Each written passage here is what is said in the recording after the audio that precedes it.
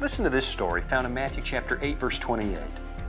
When he had come to the other side, to the country of the Gadarenes, there met him 2 demon-possessed men coming out of the tombs, exceedingly fierce, so that no one could pass that way. And suddenly they cried out, saying, "What have we to do with you, Jesus, you Son of God? Have you come here to torment us before the time?" One of the things about life is that it's really easy to get discouraged at times, especially when evil and selfishness seem to triumph and God's people seem to be left in the dust. It kind of reminds me of a famous lament written by the psalmist hundreds of years before Christ, where he points out the unfairness of life.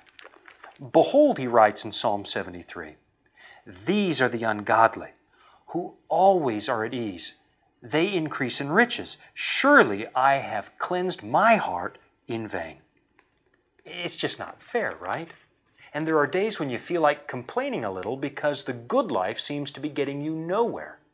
The people who cheat are never caught. The people who steal seem to get away with it.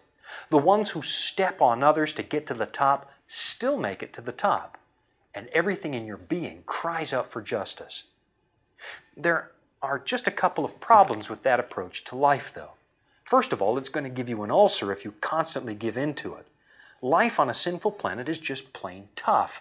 And if you dwell on what's wrong all the time, you put yourself at a serious risk for losing your Christian experience. But the second problem is more pertinent to our passage today. Constantly worrying about the unfairness of life is just plain short-sighted. Listen carefully to the voice of the demons as they cry out from their tortured victim when Jesus arrives on the scene. "What are you doing, Jesus?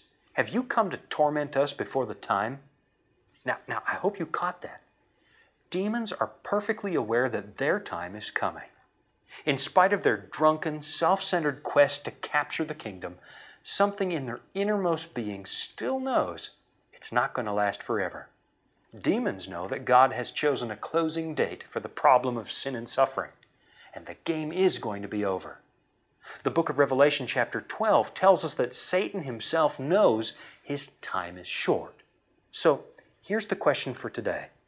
If demons can recognize that God has a plan to put an end to suffering, and they know that time is running out, shouldn't we know that too? Listen to how the complaint against the prosperous wicked ends in Psalm 73.